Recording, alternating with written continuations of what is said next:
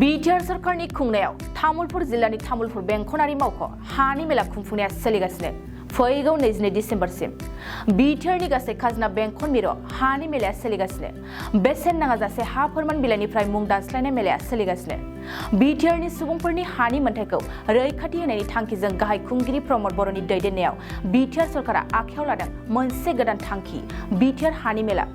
बिटिआरनि गासै 19 खाजोना बेंखन मिरुनि मावख' दिनैनिफ्राय जागायजेननाय हानि फोरमान बिलाइ राननाय हाबाफारिनि गेजेरजों फैगौ 22 डिसेम्बरसिम बिटिआरनि रायजो राजाफोर बिथांमोननि फोरमान बिलाइफोरखौ राननायनि राहा लानाय जादों। दिनै जा मैयानिफ्राय बिटिसि सरकारनि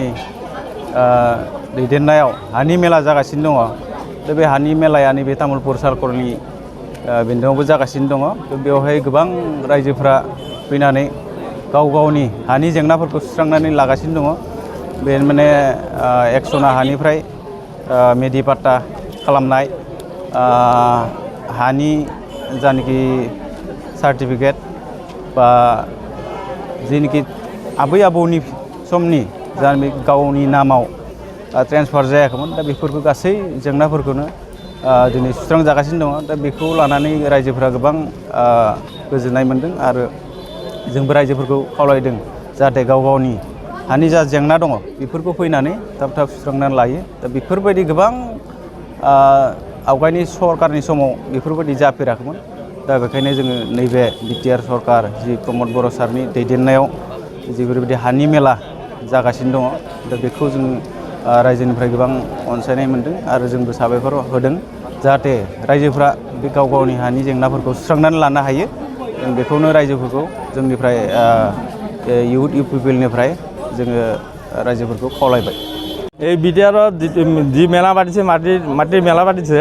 এই আমাৰ প্ৰমোদ চৰকাৰৰ দিনত এইটো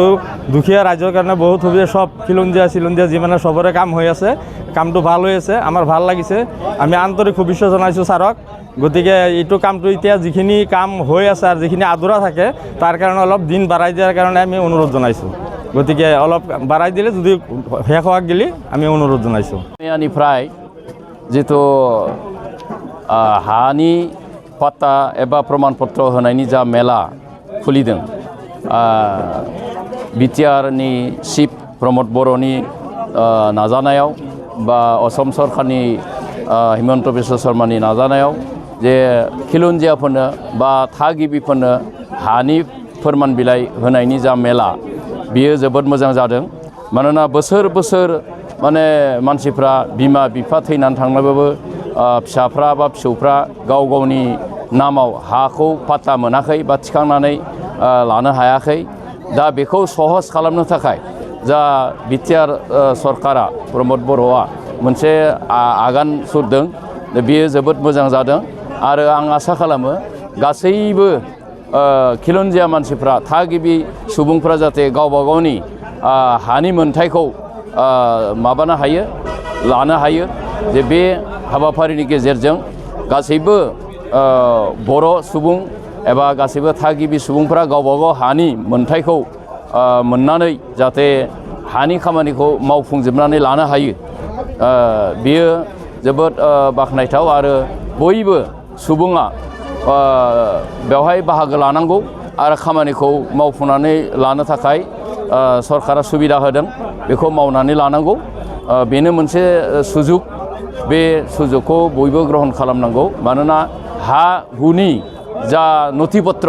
बे हा हुनि नथिपत्र थायोब्लासो गभर्नमेन्टनि माखासे सुबिदा लननि सुबिदा बेफोरखौ लानो हायो। दा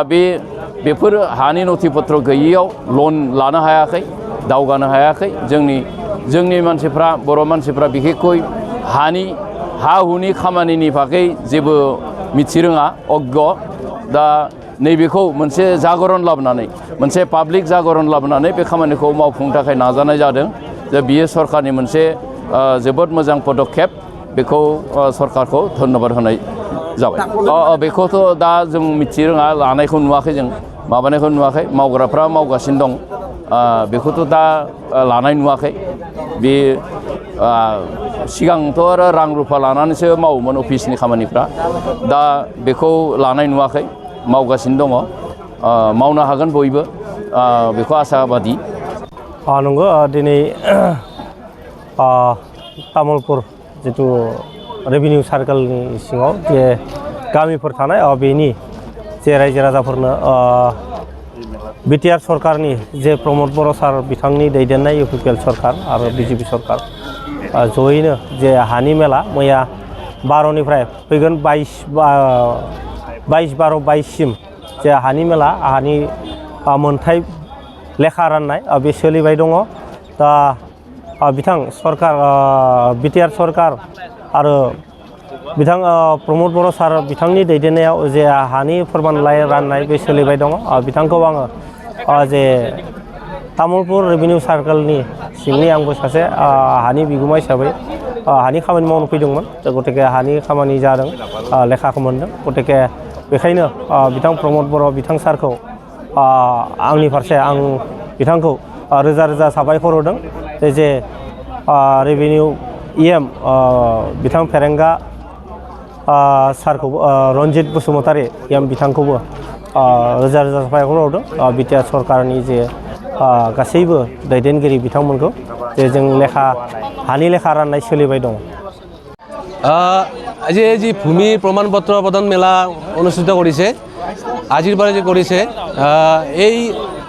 বডোলেণ্ড টেৰিটৰিয়েল কাউন্সিলত এক সুন্দৰ পদক্ষেপ এটা লৈছে আজি খিলঞ্জীয়া মানুহক যি ভূমি পট্টা দিব বিচাৰিছে যাতে সকলো খিলঞ্জীয়া বাদ পৰি নাযায় আমি আমাৰ ফালৰ পৰা অনুৰোধ জনাইছোঁ এই যে একচনা পট্টাৰ পৰা মেধি পট্টাকৰণ কৰিব বা উত্তৰাধিকাৰী সূত্ৰে নামজাৰি কৰিব আবণ্টিত মাটিৰ যি আবণ্টন দিব মাটি থকাৰ প্ৰমাণপত্ৰ দিব বিচাৰিছে এই সুন্দৰ পদক্ষেপটোক আমি আদৰণি জনাইছোঁ এই চৰকাৰখনক যাতে আমাৰ এই BTC অঞ্চলত প্ৰকৃত খিলঞ্জীয়া যাতে ৰৈ নাযায় সেইটোকো আমি অনুৰোধ কৰিছোঁ আৰু এই যি 12 দিনৰ ভিতৰত যি এই কাৰ্যসূচীটো সমাপন হ'ব এইটো আমাৰ অলপ মানে হয়তো অলপ দীঘলীয়া পৰ্যায়লৈ অলপমান সময়টো আগবঢ়াই দিয়ক সেইটো আমি অনুৰোধ জনাইছোঁ এতিয়া 1 মাহমান দিলে হয়তো সকলো মানুহে ঢুকি পাব এতিয়া আমাৰ ফালৰ পৰা আমি চৰকাৰক এই ক্ষেত্ৰত আমি ধন্যবাদ জনাইছোঁ যাতে খিলঞ্জীয়া মানুহ ৰৈ নাযায় সেইটো আমি অনুৰোধ জনাইছোঁ ভাল এটা সঁহাৰি পোৱা গৈছে আমাৰ ইয়াৰ পৰা লেণ্ড চাৰ্টিফিকেটবিলাক লৈছে তাৰপিছত জয়ন্তী কপি চাৰ্টিফিকেট লৈছে চিঠা কপি চাৰ্টিফিকেট লৈছে আৰু উত্তৰাধিকাৰী নামজাৰিবিলাক হৈ আছে একচনাবিলাকো হৈ আছে এইখিনি হৈ আছে আৰু বাকী মানুহৰ আশা হেৰিটো আছে আৰু ভালেই আৰু এইকেইদিনত বহুখিনি আগবাঢ়ি যাব नोंथाङा सानाय सुनाय बेरामनि जेंनायाव गोग्लैदों नामा जुदि नोंथाङा सानाय सुनाय दंब्ला जिंगासिनांगौ गैया